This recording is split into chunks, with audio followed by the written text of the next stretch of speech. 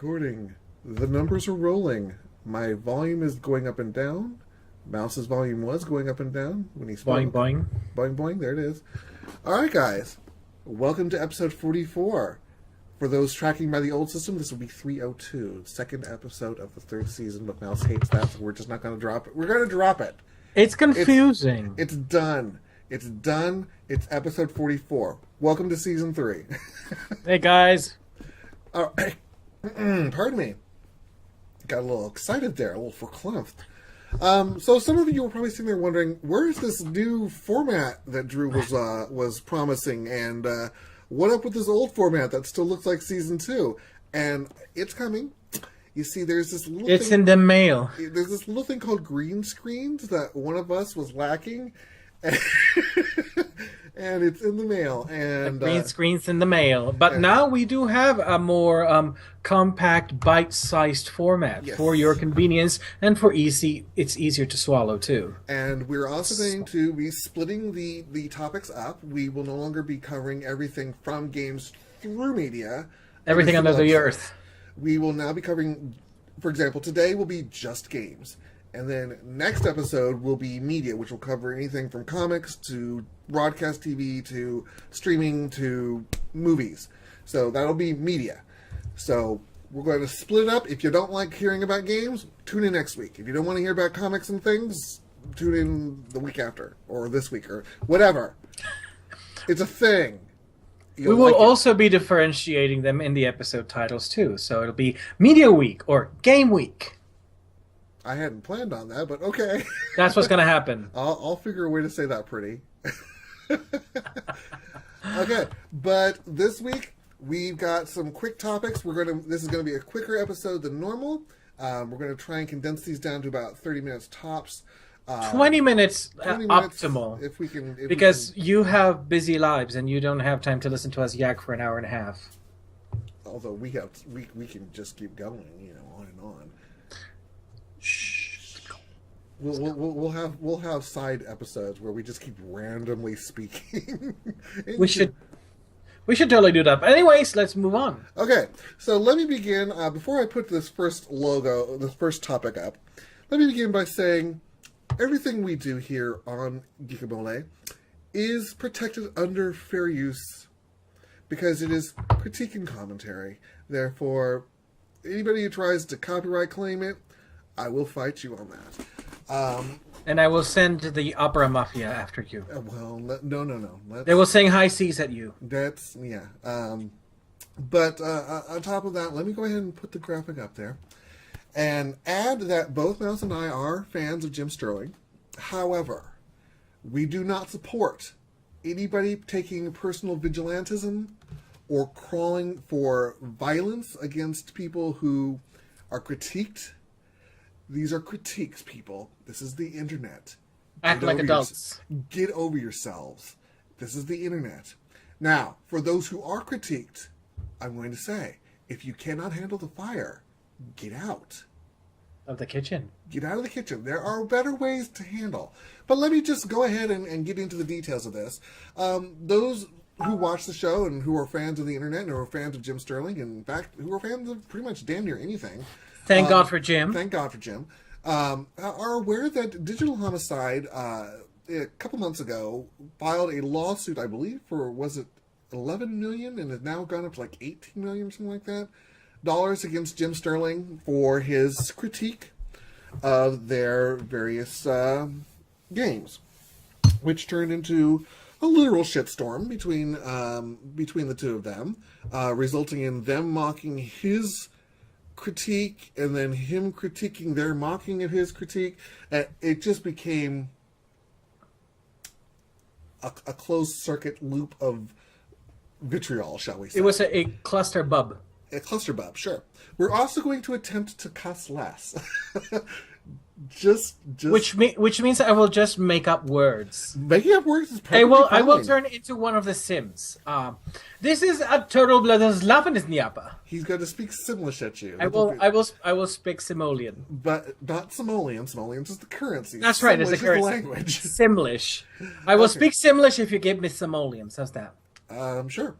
Anyways, so as I was saying, Now the Romines have apparently decided to take this one step further, inciting that Jim Sterling's fans and, in fact, others on YouTube and on various steaming communities have taken upon themselves to be further insulting to both them personally and to their families, and to it led to various threats against them, such that their business has been damaged irreparably. I'll get into that in a minute. They have decided to seek another lawsuit against at least 11 Steam users, potentially up to 100. They filed a subpoena, which yet has not been granted, against Valve, the parent company of Steam, in order to have the real names and identities of the first 11 released. Steam, or rather Valve, through their representative, commented that Valve has stopped doing business with Digital Homicide for being hostile to Steam. And as of last week, all of Digital Homicide's games have been removed from their store. Now, I'm going to speak candidly to the Romine brothers. There are ways to handle critics. If a critic is insulting you or saying that your game is an asset flip or whatnot, the way you deal with them is to prove them wrong. To mock them back is feeding the trolls. If they're trolls. If they're trolls. But even if they're not, it's what it is. You know, even if you feel that this critic is being a troll to you, you're feeding the trolls by giving back in that fashion. What you do is you prove them wrong. You prove that the assets are not flipped. You proved how much time that you've got into this game and how much whatever. As I recall the articles, Mr. Ramon, you're 2 years older than I am, and I have this customer skill. Why don't you? If you were in fact in sales, as the articles have claimed, you should have these skills. They're fundamental to sales. But I'm just throwing it out there. It is simply a recommendation. Again, I do not in any way encourage anyone to take any action against you in any way, shape, or form, other than critique. Because critique is First Amendment, and as I said, if you cannot handle it, get out. To which I will add, there are ways in which you can handle criticism, and you did exactly the opposite of it. So good for you. How old is he again? 2 years older than I am. You should know better by now. Seriously. And as I said, according to the article I read from the newspaper that you reference on your site, guys, if you said you're in sales, these are fundamental sales practices. Well. You should know them by now. Well, I guess they're not in sales anymore. Well. Anyways, let us... Moving on, because we want to make these quick hits. Some of them are going to be Yes. quicker than others. This one was a little ranty, I'll be honest. But Well, here's a quickie one. And this is for all of you who have been playing games that may not be official releases, because there have been no official releases in the West. I'm speaking specifically of the cult sensation Princess Maker. Specifically Princess Maker 2, which was created in 1993 by, I believe, was it how do you pronounce the company's name? Gainax? Gainax. The people behind Neon Genesis Evangelion are also famous for creating this really kind of cutesy, really kind of somewhat disturbing, really kind of fun, addictive child-rearing simulator, which is totally batshit crazy. And Princess Maker 2 is one of the most famous... The first one, I'm going to say, he was the first one to cuss. Batshit crazy is not a cuss. According to YouTube, it is. All right, so you can bleep that out. No, we're just going to go ahead. We're going to. I'm not going to say we're perfect. We're just going to try. All right, so bloopity bloop crazy. So But however, that game since 1993 has never ever had an English release in the West. So we have some wonderful news. We're actually getting, after 23 years, we're getting a release on Steam coming on October 3rd, which is next week ish. Next weekend ish. So Next Tuesday. It's the long following story short, Tuesday. this game is freaking hilarious. The premise of the game, it starts with it starts with a prelude of this battle between demons and humans, and and then the gods give you this baby. You're the general who defeated the demons. This really doesn't really bear in the rest of the game. I don't know why. But, you're the general who defeated the demons, and so in reward, the gods give you a daughter. Just plunk her straight from the sky, and basically you get to raise her until her 18th birthday, when the rest of her fate will be decided. So how you raise this girl is going to affect what career she will have, whom she will marry, if she will marry, what she will do, and what skills she gets. So you can enroll her, you can plan out her entire month and enroll her in ballet classes, dance classes, magic classes. You can send her to work, child labor, you can send her to work at the local inn, and she has several kinds of stats that decrease and increase according to what she does.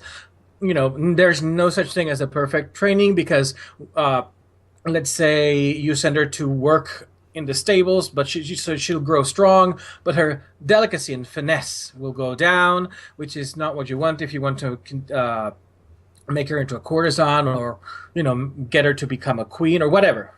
And it has 73 different endings, 74 possible endings. One of them is marrying the butler. She ends up marrying your butler, I believe, if you really, really, really don't take care of her well. There's one even where she marries you. She's not really your daughter, so she's like a child given to the gods, but it's still kind of creepy. But then again, this is Japan, so whatever.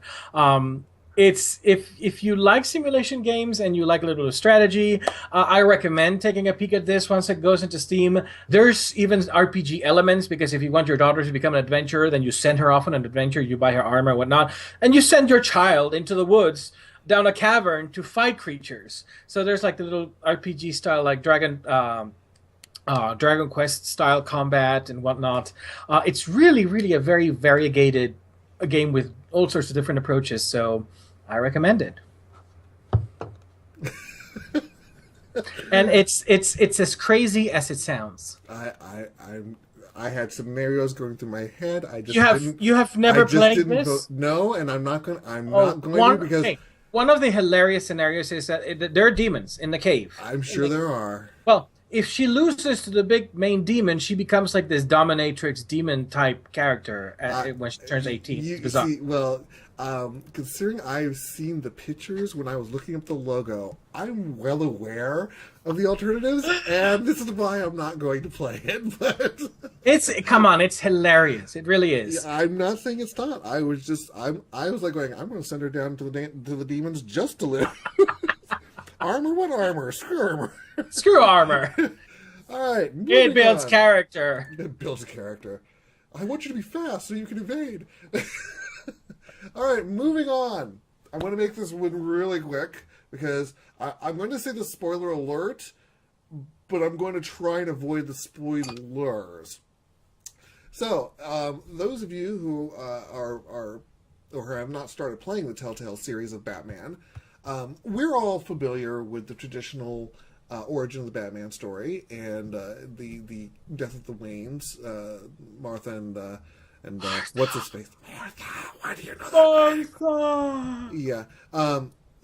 We all know that. Telltale has actually thrown a big old ringer on that origin story. I won't tell you what it is, because it is actually the focus of episode 2.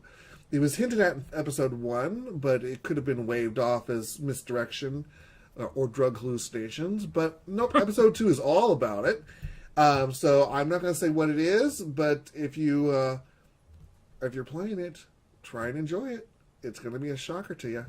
I'm not going to say what, because not everyone is as fond of spoilers as I am. So now basically they have moved into an Elseworlds type of thing then. Well, by definition, Telltale would be in Elseworlds. True. All right, and moving on. Speaking of Elseworlds. Yes, speaking of Elseworlds, so some of you might. It's really gonna be hard to talk about this without cussing, so I will do my best. But some of you may be aware that Jim Sterling has a little featurette after some of his Jimquisitions, where that is called F Konami, basically, for a good reason, because Konami is the worst. I think they might be even worse than Electronic Arts, which I never thought I would actually say that. But we know that Kojima left or was fired or whatever. Nobody knows exactly what went on, and so Konami is kind of trying to resurrect the dead carcass of the Metal Gear Solid, Metal Gear series after Kojima left. Of course, with Kojima leaving, that's kind of like the brain trust walking out the door, because goodness knows he was probably the last person with a brain over there at Konami. Brains! I made that intentional. So in their quest for brains, Konami decided that the best thing to do with the Metal Gear series was to turn it into a zombie survival game, which is, if this were the 90s, that would have been basically Konami taking Metal Gear Solid and turning it into a Doom clone. That's how bottom of the barrel, generic genre in our day and age it is. So they basically are going for the absolute least amount of creativity. Again, Konami. Kojima did comment. Did comment on this, and he absolutely denied having had anything to do with this concept whatsoever. And he said that the Metal Gear games are about political fiction and espionage. Where do zombies fit in with that? And the answer is nowhere, because Konami is lazy. F Konami, basically. So now we have yet another franchise that Konami has sodomized. Screwed. We could say screwed. They have absolutely screwed it into a shambling, shriveling, shivering zombie of a husk. Zombie of its former self, and it's curled up in the corner going, why did this happen to me? Because everything Konami touches now just turns into poo. AAA game companies, and in some indies. Let me just chat with you for a second. We're sick of the zombie games. Sick to freaking death of them. Except for The Walking Dead series by Telltale. Okay, that's already out and has a fan base of its own. That's a different concept.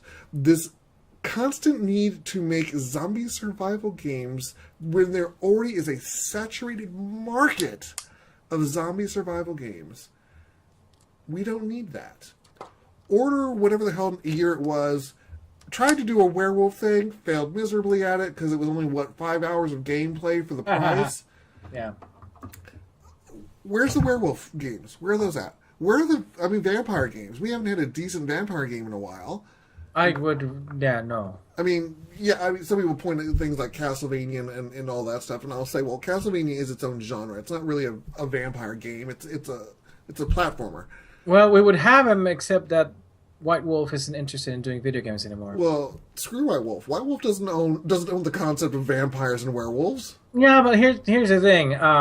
Think of the really good vampire games that we've had on, say, the PC. And the first thing you think of is Vampire: The Masquerade Bloodlines. The last vampire game I played was Dark. Yeah. That was a special trip down something. Anyways, shall we move on? Let us move on. All right, moving on to Blizzard. Just as a quick note, Blizzard has recently announced that they will be discontinuing BattleNet. It's not that the fundamental concept of BattleNet is going away. That still will remain, but they started BattleNet back when they felt streaming was when they felt streaming was new and novel, and they needed BattleNet in order to represent their infrastructure for streaming.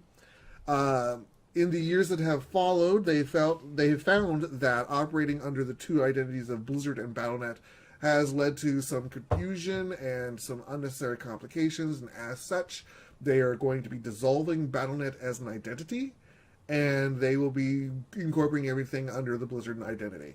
So, just as a heads up, if you start seeing, if you're a WoW player or a StarCraft player or a Heroes of the Storm player, and you haven't already heard this, heads up, this is coming your way. Battle.net, blah, blah, blah, blah. Yeah. Next up, So we have a bit of a controversy brewing in the last week or so about how Steam has refitted the way that reviews are processed on their site.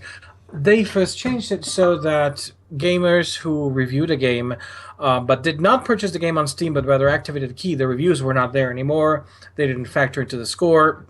After some feedback, they decided to change it so that the reviews still do not affect the overall score, but they do appear in the game's review, in the store page, in the review store page.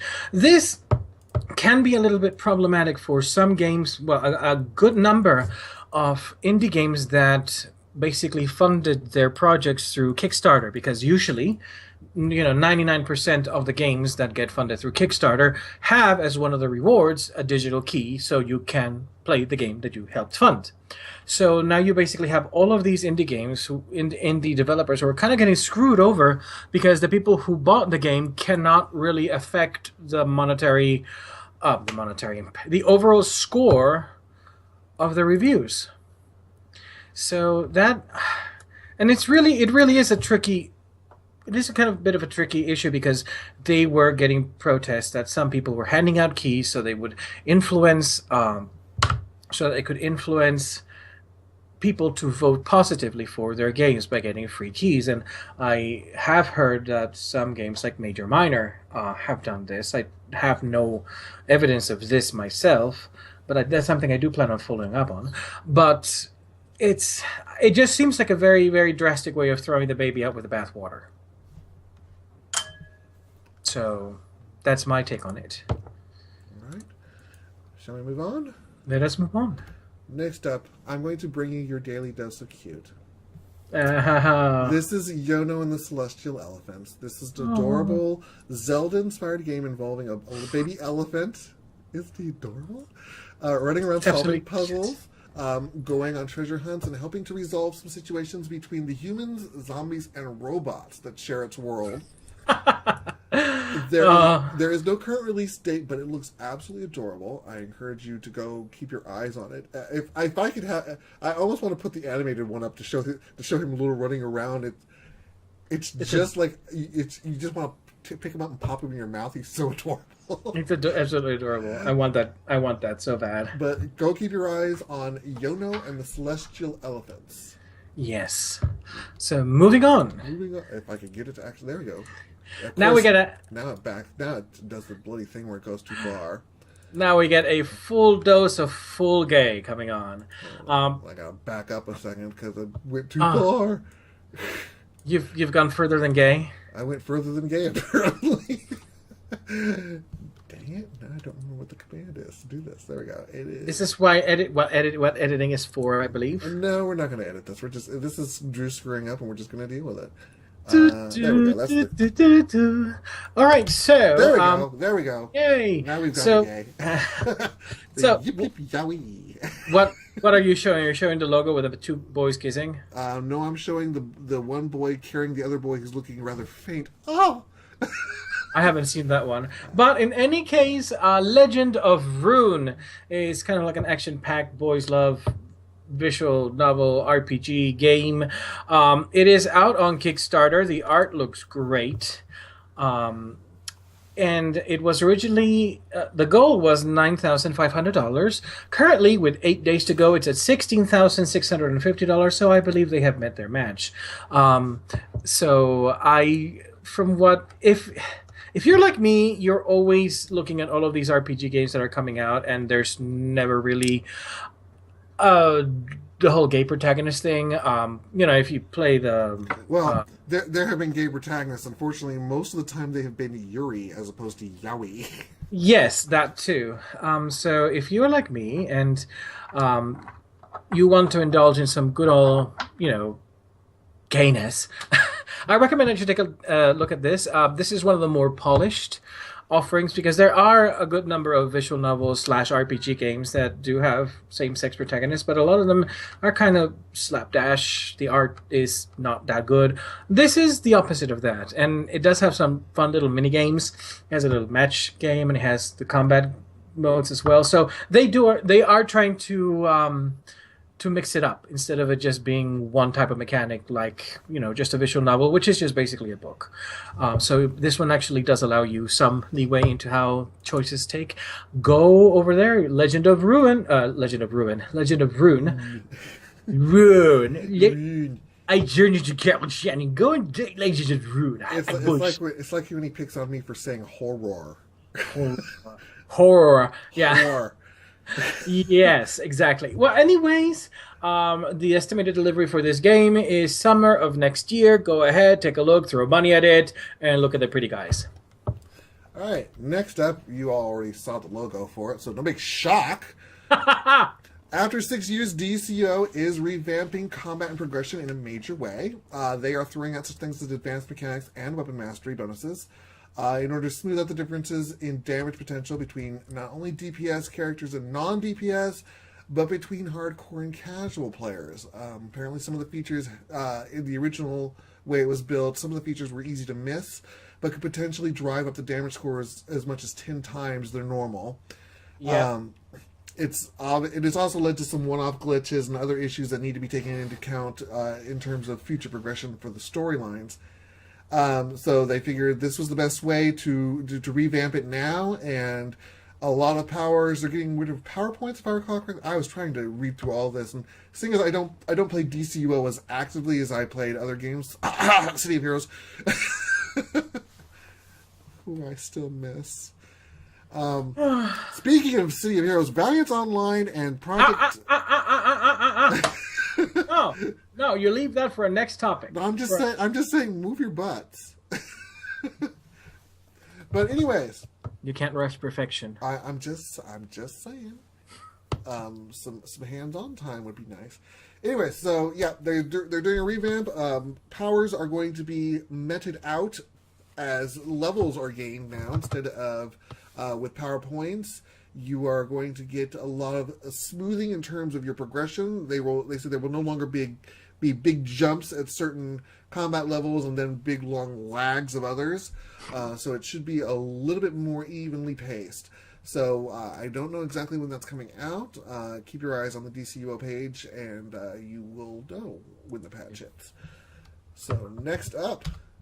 Those of you who enjoy games such as games that were inspired by Earthbound, such as, well, wasn't directly inspired by Earthbound. You could feel the feel of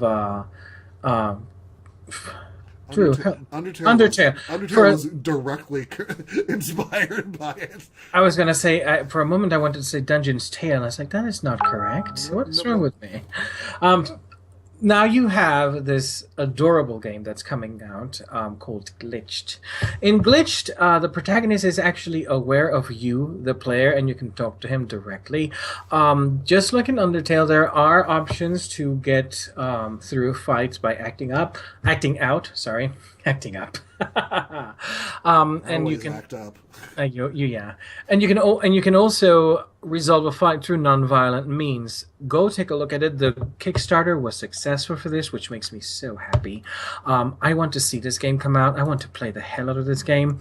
It has a really cool little, pixely aesthetic, very reminiscent of Earthbound in the fact that just the way the pixel art is created, it does look a lot like Earthbound. You can download the demo too. If you go to the Kickstarter page, you can download the demo, and you're gonna get a good idea of how everything feels. I really do want to play this game, this one, and I find it funny that I'm recommending two totally different types of game: a yaoi boys love game, and then this cutesy RPG fourth wall breaking game. If anybody has been watching the show for the past 2 seasons, you'll find Mouse is the indie person. He's out there hunting, combing the Kickstarters, looking for the new indies that just draw hits. He's a versatile player. But also, every single one that I have picked so far has been a winner. I'm not saying no. I'm just saying. So I might just do a that whole is the course on focus. how a whole course on how to choose a Kickstarter Mouse and not University? lose money on it. Mouse University? It'll be great. It'll be the best It'll be university. the best ever. Everybody says it's a great It's a university. great university. All right, are we done with the glitched? We are done with the glitch. Next up, Stardew Valley. God love the modder communities. Oh God, yes. Even when the developers don't put something in, the modders will find a way. For those who play Stardew Valley, take heart. If you feel that you were, it was sad that you couldn't play with your friends, now you can. In a indie modder named Space Chase Zero apparently has released what is referred to as a makeshift multiplayer mod to allow you to play with your friends in Stardew Valley. There are some issues. You share a single wallet and relationship progress. You create a harem. And apparently there are issues with holidays, and only the host can pause time. According to Kotaku, they refer to this as basically Sister Wives version of Stardew Valley. But hey, if you want to play with your friends, there's a way to do it. Hey, You want to show a wife or a husband? If you wish to be your surgically conjoined twin to your Stardew Valley host, and run around and have everyone love or hate you just as much as they love or hate him, think of yourself as a Hatfield or McCoy and get on your way.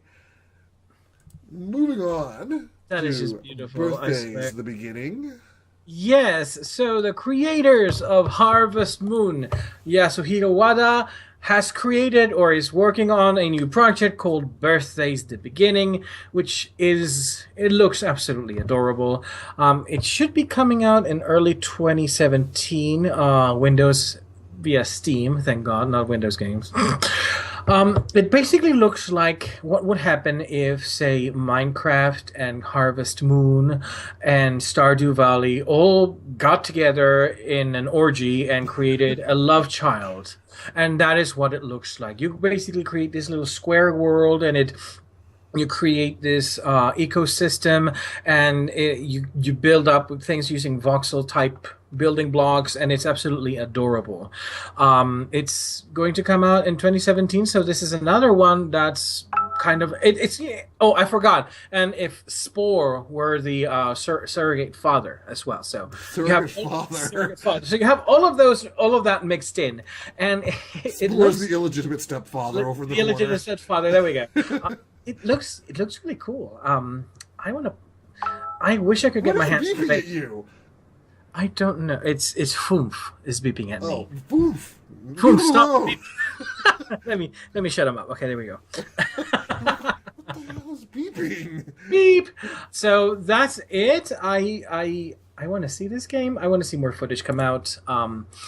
I didn't get as much into Minecraft as other people did, but I can see the draw. Especially, I saw how it kind of kidnapped you for several months. Oh wait, I just started playing it again yesterday. Well, never mind. Which is then. why it took me until this morning to get the notes up. He asked why I didn't have the notes up yesterday. I told him. I didn't ask. I did not ask. Okay, well, you said the notes weren't up, and I told you why, and I used a bad word when I said it. So I won't repeat what it was, but it peaked with me being lazy. Moving on? Moving on. Moving on. Shin Megami Tensei. I love this series. I wish it was all on one single freaking console that I could get it all. But apparently... That's the sadness of being a console gamer. Darn you, QA. I'm saying that, facetiously, of course. Apparently, some unlocalized Japanese dialogue got past the QA team into the English release of the game. And it was because the QA team was just too damn good. You ask, how is that possible? Well, apparently, in Shin Megami Tensei, you have partners, and like in a lot of their games, your partner can get knocked out. And typically, your partner will revive after about 3 rounds, so they're not always out, but there is a brief period of time where they could be out while you are awake. And apparently, During the final boss battle, there is a 2-line dialogue that happens only when your companion is knocked out. And it is so rare, and the QA team is so accustomed to playing the games that they made sure that their partner was never knocked out for prolonged periods of time, that they completely missed these 2 lines of dialogue because it is so obscure that they simply never encountered the situation. So they figured, well, since it's so obscure for us, it's probably going to be really obscure for you guys. Of course, a lot of speculation is now that you know that it's there, you're going to go out of your way to make sure that your guy is knocked out as often as possible. Just so that you can get the raw Japanese for 2 lines. But I laugh because Atlas at least owns up to the mistake. And they say, look, okay, we screwed up. QA is just we're too good. We're just too good. We're just too good at playing our own damn games. And there you go. Shin Megami Tensei, I love you guys. Atlas, you are the best. And this is why Atlas games go for, even after they've been off the market for 20 years, still go for their asking price because they're so hard to get and they're so good. Consistency, people. Consistency. Square Enix, I'm talking to you. Moving on. All right, so talking about consistency, the things are at Ubisoft are a little bit on the air, in the air, as the greatly anticipated. What? No, what? Shut up. The greatly anticipated game South Park: The Fractured But Whole. At least you phrased it perfectly. That was good pausing, is all I can say. Yes, the Fractured Butthole is up in the air right now, and it has been delayed until until the 20. Fractured Butthole is up in the air. So thank you, Vorpal. You vorpaled right into that one. It is up in the air, and it's currently being. They're working on it to make the experience tighter and more compact, and take care of any bugs that might have curled in. So they're delaying it until so it's being thoroughly examined from all sides. It's being thoroughly examined from all sides, and it is being cleansed. So they're going prodded and maybe plugged. Maybe plugged. Until early 2017. YouTube, we're just skirting right around those issues, aren't we? Just right around. So, almost a rim job there. Almost, but what's important to note is that the Fractured Butthole picks up where the Stick of Truth ended, and you will the next day. Yeah, and you will create your own little superhero and whatnot. And it's they're working on improving the battle tactics in the RPG. So we'll see how they do. I cannot go on. There are so many things I can say that I'll just. So early 2017, you can get your Fractured Butthole. As opposed to Thanksgiving, because that's what we always want to be thankful for. Yes. Anyways, so that's it, guys. We probably went maybe 37 minutes. See, we went twice longer than so. Proof that we could just ramble. No. We were 20. We were aiming at 25 to 30, so we're only 7 minutes over. Well, we were aiming for 20, but we almost hit 40. So, like I said. Anyway, so this is the show. Next week, join us for media topics. So we'll be talking anything from comics to movies. And then come back again in 2 weeks for games. And this is going to be the format. Hopefully we will, once we have our green screens and can give the illusion that he and I are actually in the same place. I don't know how I'm going to... I really have no idea how I'm going to do that because I've got to move everything around once that's all You should have us like on a space station on one day, and the next day in the Sahara. I actually joked with the idea of if it was a game day, I was going to put us like with a Tokyo backdrop. No. You should put us in like the Mushroom Kingdom. Don't own the rights to the Mushroom Kingdom. Don't want to be harking down that particular road. Actually, what I was originally joking is I was thinking of using pictures, screenshots of my old superhero base from City of Heroes. That works too. Or I would offer to use my superhero base from DCU, but my character is poor and he lives in like this skanky ass, rundown apartment building right now. Well, I have a base as well. I happen to be using a mansion. Oh well. Except there's nothing in it.